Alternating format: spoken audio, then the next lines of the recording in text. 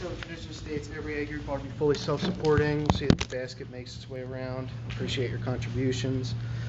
This is a weekly STEP meeting. Our format is as follows. A speaker is asked to talk for 25 to 30 minutes on the STEP of that week, followed by discussion or questions until 7 p.m. You can find these weekly STEP meetings on our YouTube page, the Conscious Contact Speaker Group of Doylestown. Don't forget to smash the like button, subscribe, and share. That brings us to the speaker portion of the meeting on this day of, May 17th? 22. In Doylestown, PA, yeah, sorry. At the Monday night 6 p.m. Stay Alive Literature and Step Group at St. Paul's Lutheran Church. Tonight's speaker is Stacy, and she will be sharing her experience on Step 4. Please help me welcome Stacy. Hi everyone, I'm Stacy. I'm an alcoholic. Stacy. So my sobriety date is July 25th, 2022. I'm still baby sober. I'm still very new in sobriety. I'm coming up on 10 months. But the amount that my life has changed in that 10 months is just insane. I have a home group, I have a sponsor, and I'm just finishing up my first round of going all the way through working the steps. And it's been a super transformative process for me. And I'm like getting ready to come speak, and I'll be like completely transparent. I'm very nervous right now, and I've spoke at a few meetings before. I've shared my story, but in my head I'm like, well, I've never spoken at a like discussion meeting or a step meeting. What am I going to say? How am I going to fill 25 to 30 minutes worth of time? And to me, the bell goes off like, that's your character defects. That's like your character defects are getting in the way of you being able to show up and just be who you are and share your experience. And that's like all about how my life has been and how my story has gone, is like fear of just being able to show up and be who I am. And that's ultimately what got me to the place where I think God ended up in these rooms. But I have to remind myself of that when I'm starting to feel fear, anxiety, or I'm like starting to try to control things a lot, that I have to take a look and try to rein in some of those character defects that I'm a lot more aware of now than I was prior to coming into these rooms. So I am very grateful to have found the solution and found a process that helps me actually look at myself and reflect upon my patterns and thinking and behavior and the ways that I've impacted those around me. Because when I was in active addiction, I wasn't aware of any of that, and like, to be honest, I really didn't care, because I only cared about one thing, and that was staying in that state of not having to face anything that was my reality in life. So I'll tell you a little bit about how I got to these rooms, a little bit about my experience in working a fourth step, and then how that's kind of changed and transformed the way that I live my life today.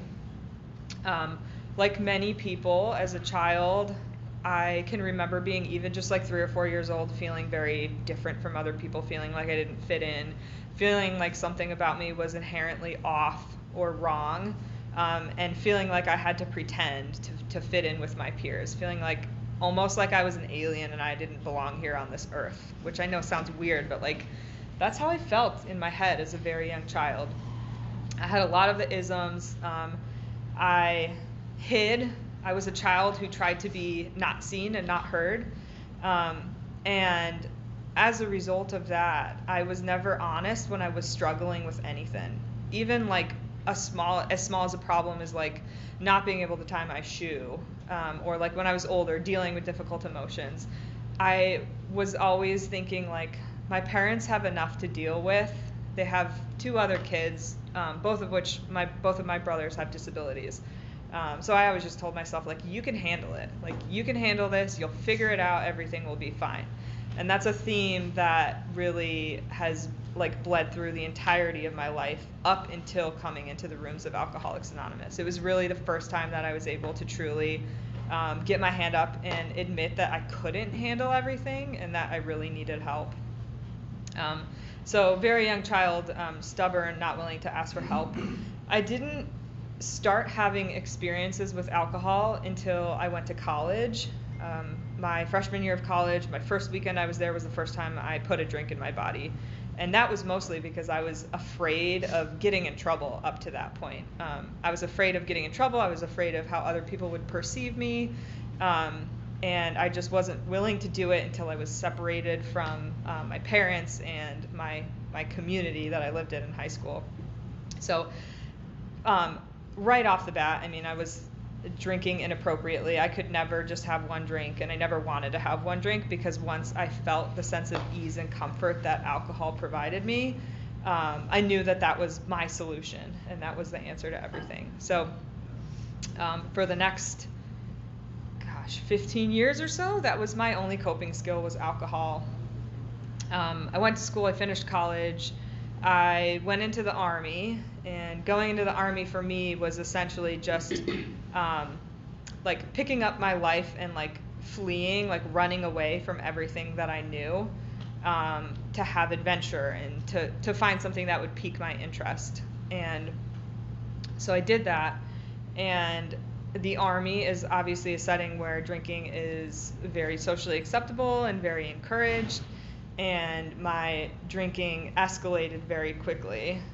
During my time in the Army, I became a daily drinker. I went from being like a weekend drinker to being a daily drinker, and really like escalated into like isolated alcoholism. Every day when I got home from work, I would drink.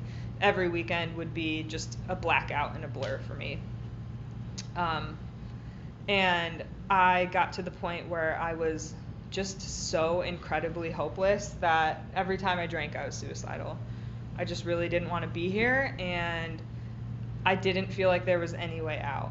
Like in my mind, there were kind of a few different options, the first of which was just to end my life. Then I wouldn't have to worry about it anymore. And again, that's this like theme of like just running away from things that are uncomfortable, just wanting to flee and not manage or deal with anything.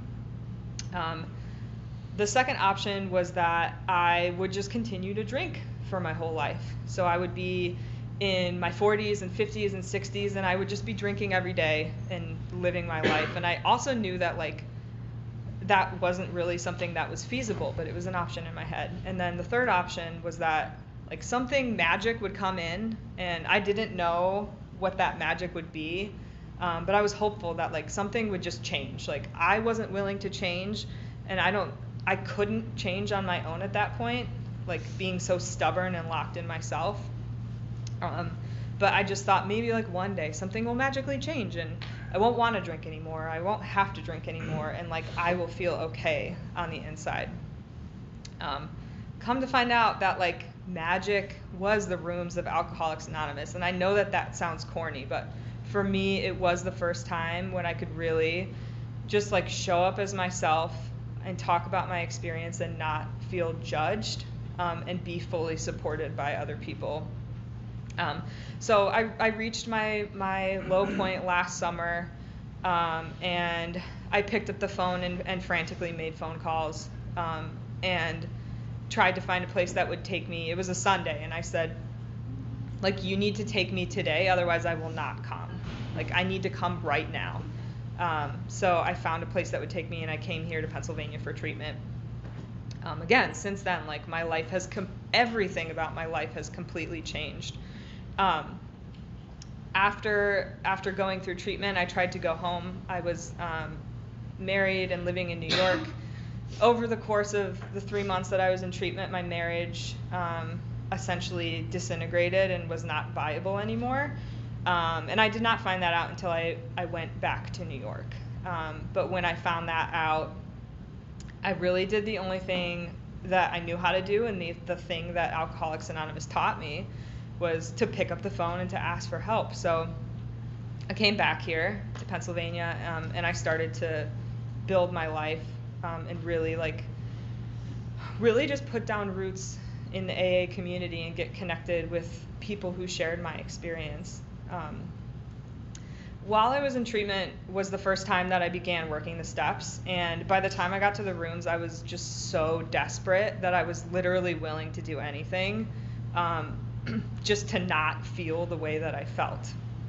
So I jumped right into the steps. I was like, I had a sponsor who basically said, all right, I can tell that you're like hopeless, you're beat down, you've surrendered. So we worked a quick steps 1, 2, and 3, and then I got right into the 4-step. And for me, the first time that I did a 4-step, I was willing to do the work, but I really only got more than surface level, but I really just like didn't have the understanding and how deep and thorough I needed to be in order to recognize things and recognize just how much alcoholism had permeated into all the aspects of my life and how much it had dictated everything about my life, regardless of if alcohol was in the mix or not, even before I started drinking. Just my character defects, all of that stuff. So I did the work kind of as if it was a school assignment. I sat down and I think I did my whole 4-step in like probably 2 days. Like I had all the forms and I filled out everything. I had a ton of resentments and I was like cataloging back to even as far as like first grade, resentments from like classmates and teachers and all of that. And I wrote everything down. I wrote all my harms down with the exception of a few things. And again, I had heard so many times, like, you need to be thorough. And I had heard the phrase, how free do you want to be? And at the time I was like, yeah, I want to be free, but I'm just not willing to show people these like handful of things that I did in my active addiction. I just wasn't ready to be like fully transparent yet. I looked at my character defects and I, just like many of us, have a lot of very pervasive character defects. I could check off like almost everything on the list. And I did that and I talked about it with my sponsor. But again, it was like I wasn't really able to fully see how much those things were impacting me over the course of my life and like even in my present. Because I put the drink down and certain things got a lot easier, but I found that all these other things kind of like started to come out of the woodwork. And I started to work on some of my character defects, like people pleasing and selfishness and pride. And then it was like other character defects started to come out. And I did the best. I did the best that I could at that time, you know, being like 2 months sober. After I decided to move back here and like settle in and really put roots down in the AA community, I found a new sponsor and I started over with the steps. And this time I was a lot slower and I really took my time and I took every little thing that my sponsor said to heart. I took every suggestion. I listened. I did everything she told me to do. I started actually praying consistently. I started connecting more with women in the rooms because I knew that like being sober and putting the drink down, I was definitely happier. I definitely felt a little bit freer. But like a lot of days in my mind, I was still miserable. And I knew that the only way out of that, the only way to make things better was to work the steps. And so I made it to step 4, and again, this time I like really took my time and I was finally willing. By this point I had learned that for me, and I know for many people, like the only way to heal is to show up and be completely vulnerable. And there was a point when I was in rehab where I was able to do that for the first time with somebody. It was like my counselor in rehab, and I was having a panic attack and I sat down on the floor and she actually sat down on the floor next to me and was like, tell me what's going through your mind. And my mind is crazy. Like my mind is psycho. It moves 1,000,000 miles a minute and it's all tied to these like character defects and resentments and all these things that we look at in our 4th step. And I found that like once I was able to do that for the first time, it got a lot easier to do that with other people, to show up and like let people know where I was at. So the second time I worked my 4th step, I had actually found that some of my resentments that I had previously held had kind of just like trickled away, like just just with like working a program and understanding things a little bit better, I had started to heal, and a lot of those things just like didn't really impact me anymore. I didn't hold all that resentment towards a lot of people. Don't get me wrong, I still had plenty of like heavy resentments that did, and a couple of them still do. Like, I'm still working on letting go of some of that stuff. And when it came to my harms, I was really it was really important to me that I be fully transparent this time around. And it was really, really difficult for me to think about some of the things that I had done in active addiction and be able to write some of those things down and be able to share those things with somebody. But again, I just had this quote in my head, like, how free do you want to be? How free do you want to be? And I had heard about people working a fourth and a fifth step and intentionally leaving things out and then it coming back to bite them in the butt like later on, or it even being something that like slowly like dug away at them. And I knew that I didn't want to get to the point where that would be my experience. So I was a lot more thorough, and I really tried to think about how my actions impacted people on a deep level. And for me, a lot of that was lack of action versus action, or things that I had done to other people. A lot of it was me completely retreating from relationships and not being present and hurting people that way, especially with my family and close friends.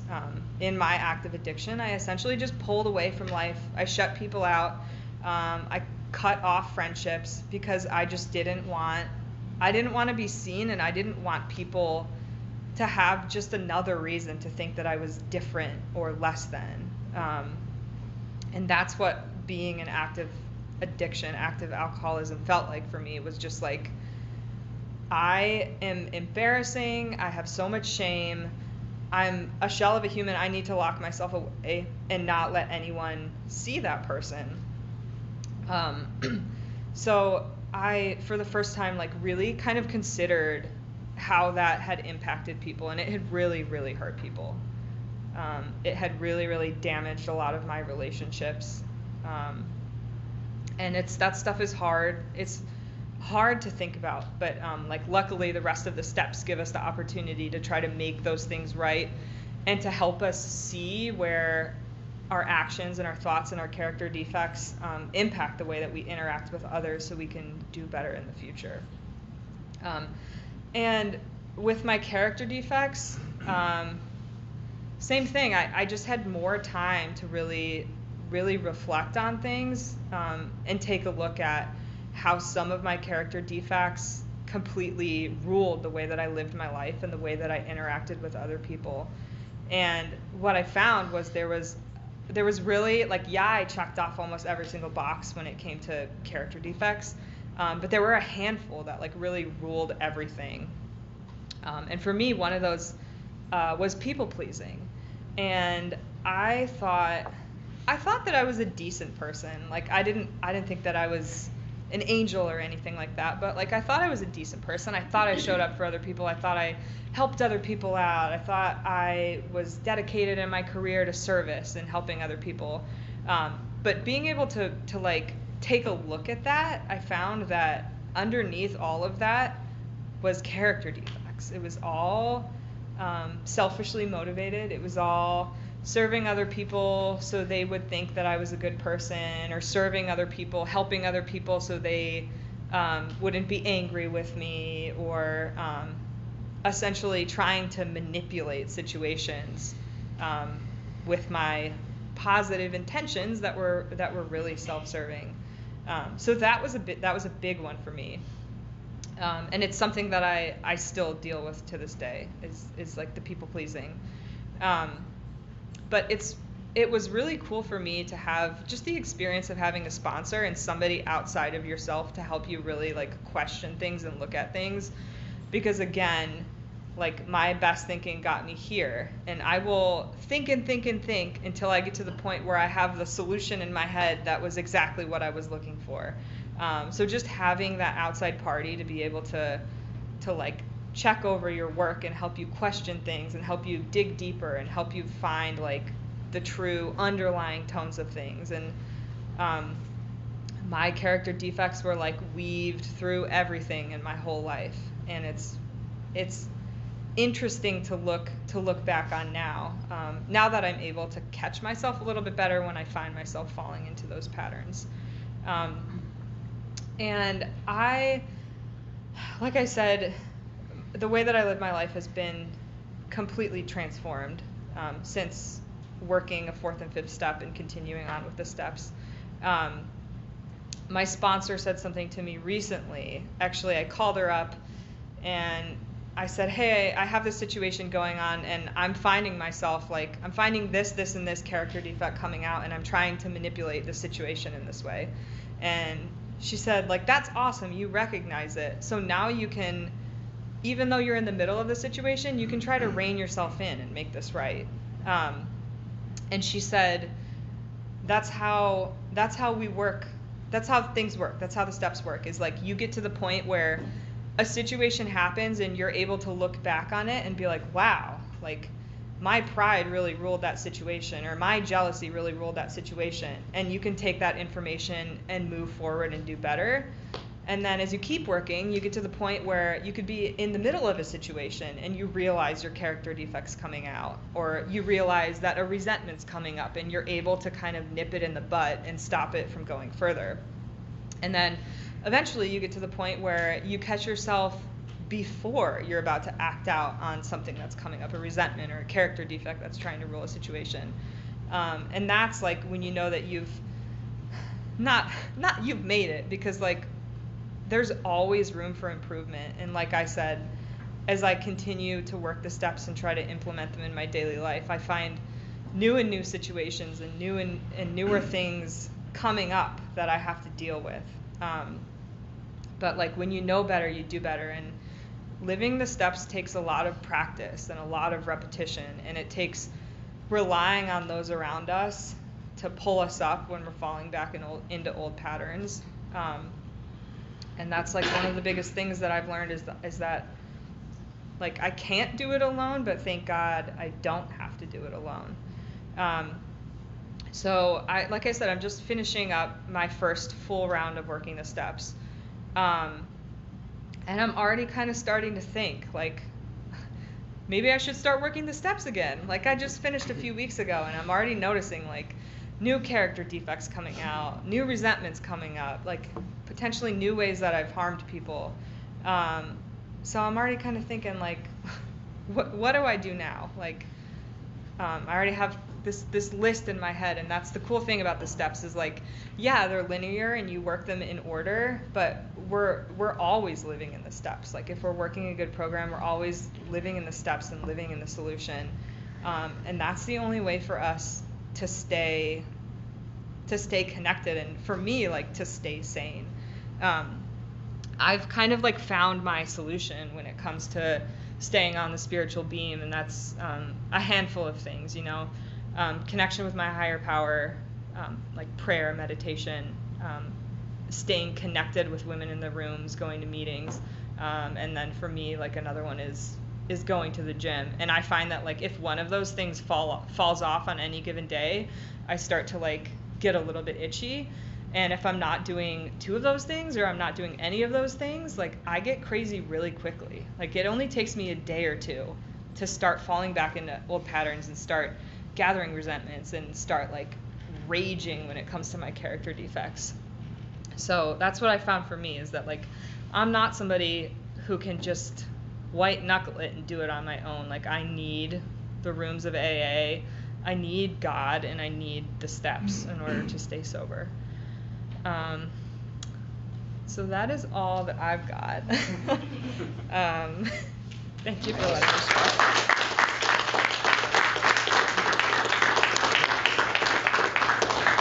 Awesome. Incredible job, Stacy. Thank you for sharing. We'll open up the meeting to sharing now. Please limit your sharing to 3 minutes. Please keep your shares related to the step. If you feel like drinking or if you've had a drink today, please see me or speak to someone after the meeting. We ask that you please refrain from the use of profanity as we are in a church and on a spiritual journey. But with that, I open up the meeting to sharing.